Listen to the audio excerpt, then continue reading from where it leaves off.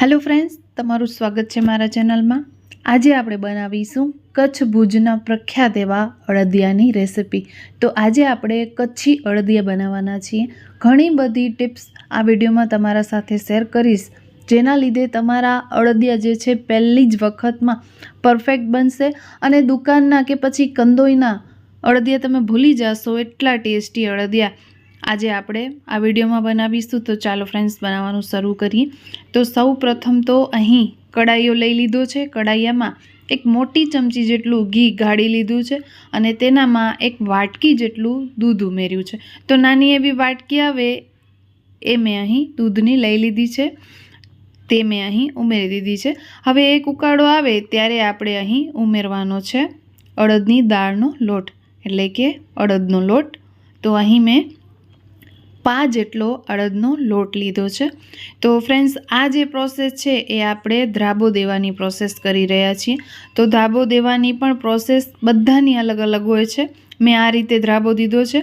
તો આ રીતે ધાબો દેશો એટલે આપણે ઇન્સ્ટન્ટ અળદિયા બનાવી શકશું। અને બીજી રીતે આપણે જે ધાબો દેતા હોઈએ તેનામાં આપણે લોટને એકદમ ઉપરથી પેક કરીને રાખી મૂકતા હોઈએ છીએ અને પછી અડધા કલાક પછી આપણે તે લોટને યુઝમાં લેતા હોઈએ છીએ।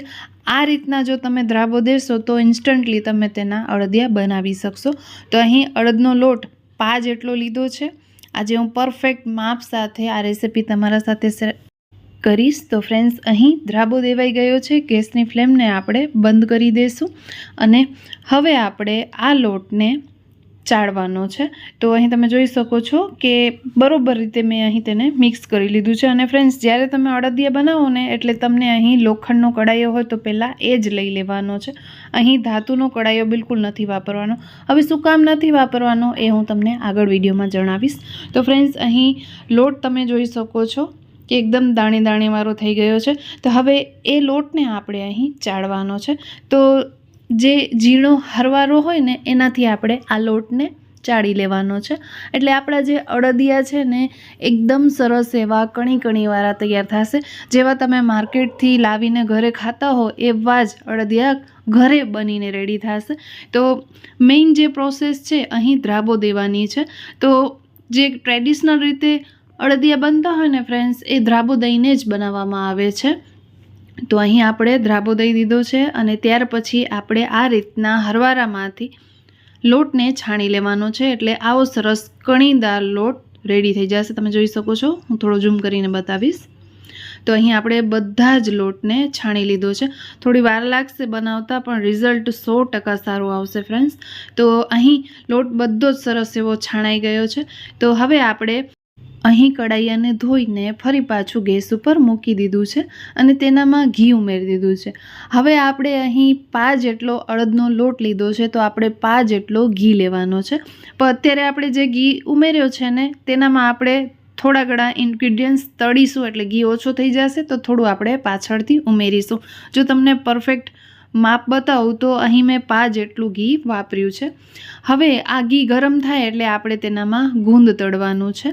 તો અળદિયામાં ગુંદ ઉમેરવામાં આવે છે અને તેથી અળદિયા એકદમ સરસ એવા ખાવામાં ક્રન્ચી લાગે છે।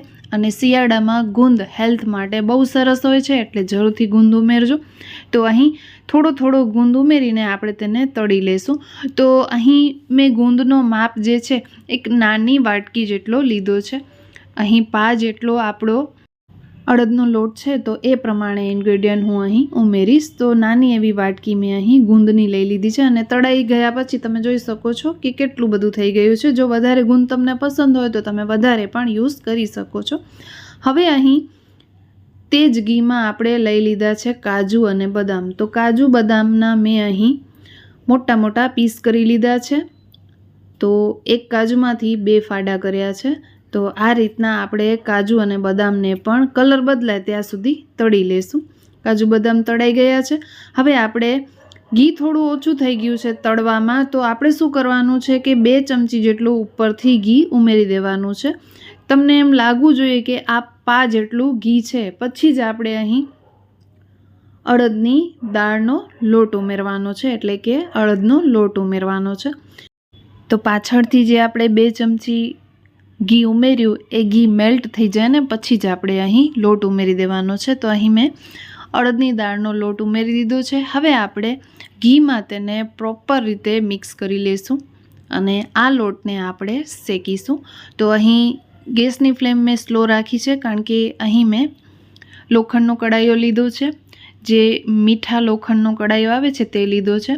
અને અડદિયા જ્યારે બનાવો ત્યારે ખાસ આ કડાઈયાનો યુઝ કરજો કારણ કે આ કડાઈઓ આપણે યુઝ કરશું ને એટલે અડદિયામાં આપણે કલર નાખવાની પણ બિલકુલ જરૂરત નહીં પડે. હું તમને આગળ અડદિયાનો કલર બતાવીશ. આપણે કોઈ પણ ફૂડ કલર વાપર્યા વગર એકદમ સરસ એવો અડદિયાનો કલર જે છે એ બ્રાઉન આવશે. આપણે કોઈ પણ બીજા કલર વાપરવાની જરૂરત નહીં પડે. તો આ જે કડાઈઓ છે તેની એ જ ખાસિયત છે કે આપણે આ કડાઈયામાં અડદિયા બનાવી, કંદોઈ લોકો જે હોય એ આ જ કડાઈયામાં અડદિયા બનાવતા હોય છે અને એ કોઈ ફૂડ કલરનો યુઝ નથી કરતા. તો આપમેળે અડદિયા જે છે એ સરસ એવા કલર પકડી લે છે. તો ફ્રેન્ડ્સ, અહીં તમે જોઈ શકો છો કે ઘીમાં અડદની દાળને આપણે મિક્સ કરી લીધી છે. હવે ધીમે ધીમે જેમ લોટ શેકાશે તેમ ઘી જે છે એ છૂટું પડશે, તમે જોઈ શકો છો. અને જેમ જેમ લોટ શેકાશે એટલે એ જે લોટ છે એ હળવો થતો જશે. હવે ફ્રેન્ડ્સ, આજે આપણે અડદિયા બનાવી રહ્યા છીએ તો અડદિયા આપણે સ્ટોર કરીએ ત્યારે 4-5 દિવસ પછી કોરા પડી જતા હોય છે ઉપરથી અને સોફ્ટ નથી રહેતા, કડક થઈ જતા હોય છે.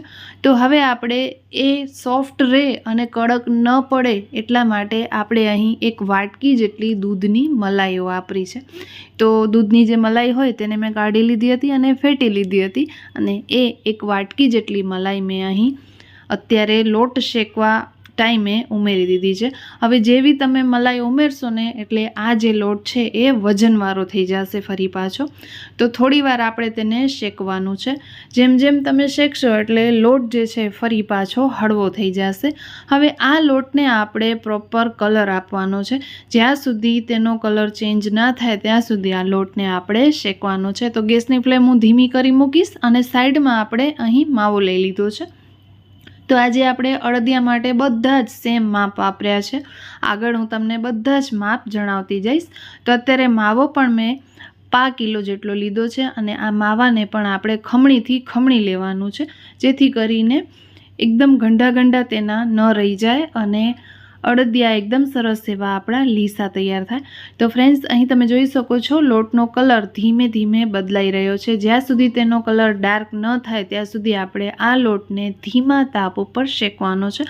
તો લગભગ શેકતા શેકતા અહીં 20 થી 25 મિનિટ જેવું થઈ જશે ત્યારે જ આ લોટ પ્રોપર રીતે શેકાશે અને જો તમે હાઈ ફ્લેમ રાખશો તો એનાથી થોડો ઓછો સમય લાગશે.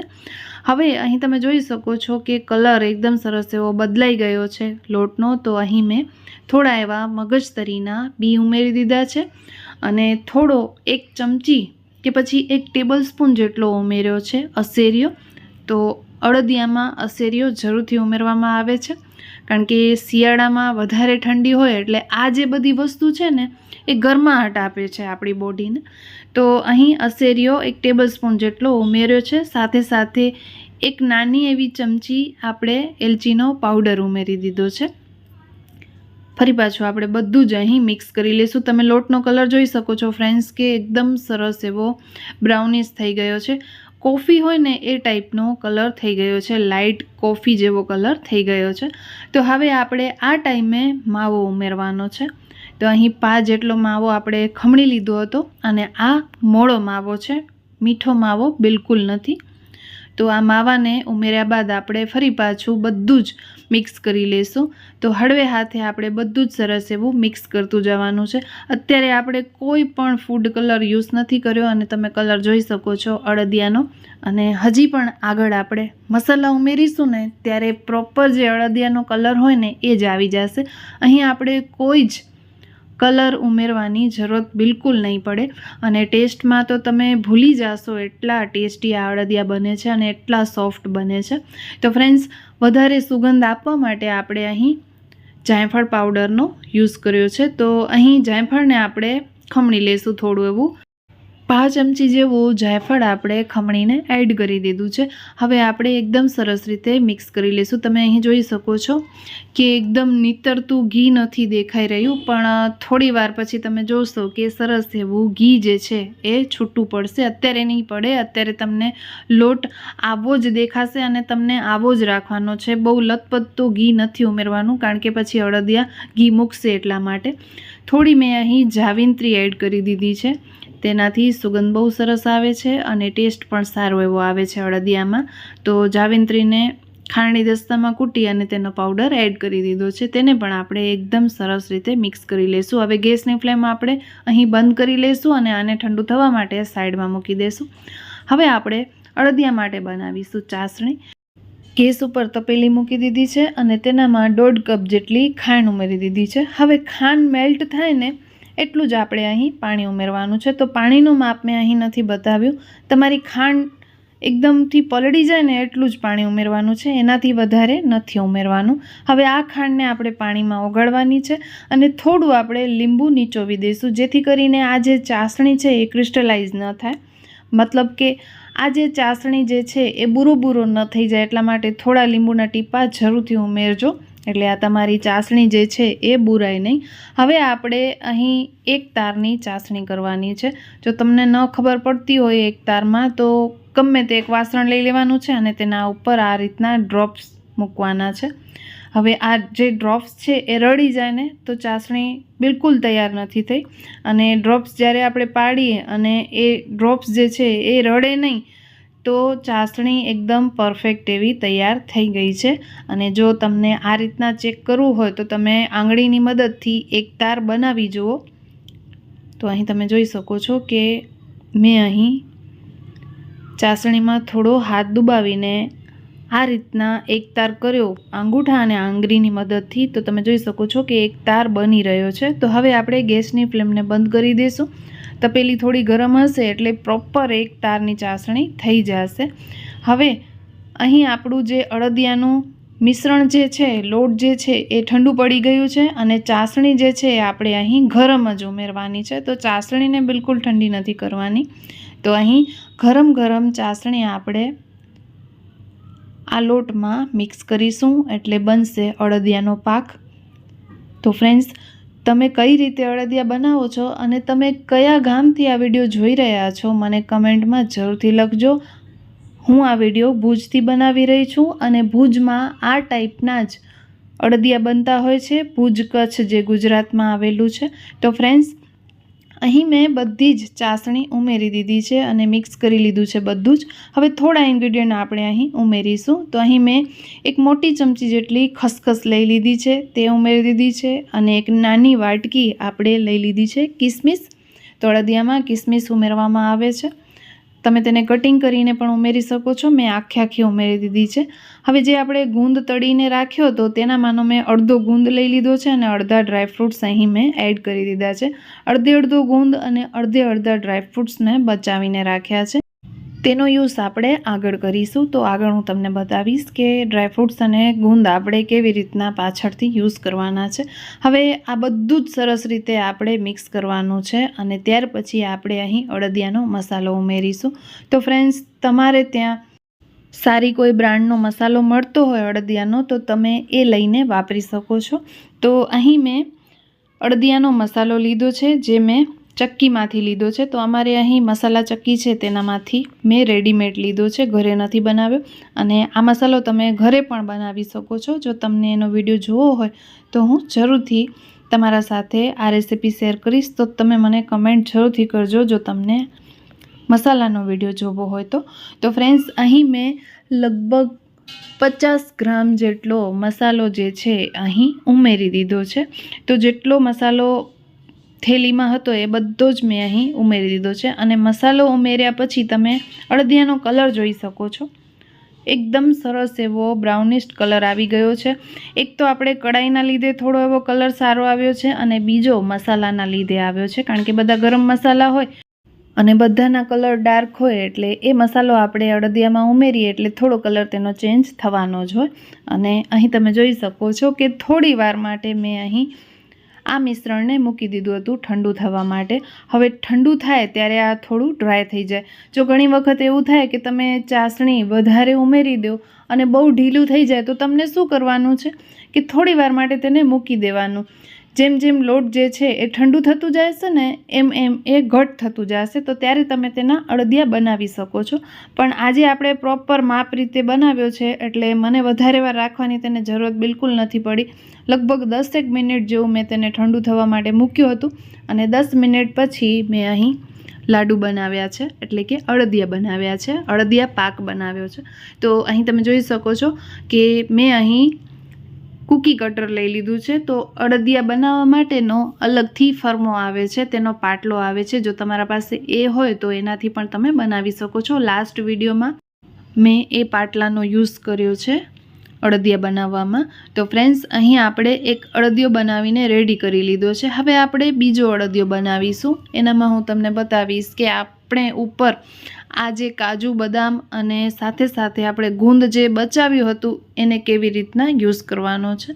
તો ફ્રેન્ડ્સ, અહીં જે અળદિયા મળતા હોય ને તે ઉપરથી પણ એકદમ સરસ એવા ગાર્નિશિંગ કરીને આપે છે, એટલે જોતાં જ આપણે લેવાનું મન થઈ જાય. તો એવા જ આપણે દુકાન જેવા જ ઘરે બનાવીશું.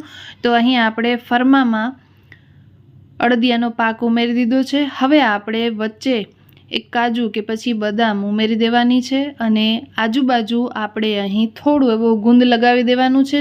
થોડી આપણે ઉપરથી ખસખસ ઉમેરીશું અને થોડી એવી પિસ્તાની કતરણ ઉમેરીશું. તો આ રીતના આપણે બધા જ અળદિયા બનાવીને રેડી કરી લેવાના છે. આ અળદિયાને 1-2 કલાક માટે ઠંડા પણ કરવા પડશે, પછી જ તે પ્રોપર પોતાના શેપમાં આવશે. અને જ્યારે પણ તમે આ અળદિયો લઈને ખાશો એટલે એકદમ સોફ્ટ હશે, કારણ કે આપણે અહીં મલાઈનો યુઝ કર્યો છે. તમે જોઈ શકો છો ફ્રેન્ડ્સ કે બધા જ અળદિયા મેં અહીં બનાવીને રેડી કરી લીધા છે. તો લગભગ મારી નાની નાની એવી 2 થાળી ભરાઈને અળદિયા રેડી થયા છે. તો ફ્રેન્ડ્સ, આઈ હોપ કે આજનો વિડીયો તમને બધાને પસંદ આવ્યો હશે, અને જો આવ્યો હોય તો પ્લીઝ મારા વિડીયોને લાઇક કરજો, શેર કરજો. ચેનલ પર નવા આવ્યા છો તો ચેનલને સબસ્ક્રાઈબ જરૂરથી કરજો અને બાજુમાં રહેલા બેલ આઇકોનને જરૂરથી પ્રેસ કરજો, જેથી આવાવાળા બધા જ નવા વિડીયોઝની નોટિફિકેશન મળતી રહે અને સૌપ્રથમ તમે મારા વિડીયોઝને જોઈ શકો. તો ફ્રેન્ડ્સ, અહીં હું તમને એક અળદિયો તોડીને પણ બતાવીશ.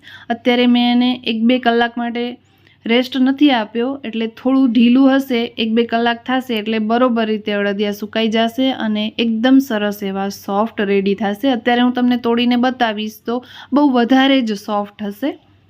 તો અહીં તમે જોઈ શકો છો કે બિલકુલ કડક નથી થયા, એકદમ પ્રોપર રીતે આપણા અળદિયા રેડી થયા છે.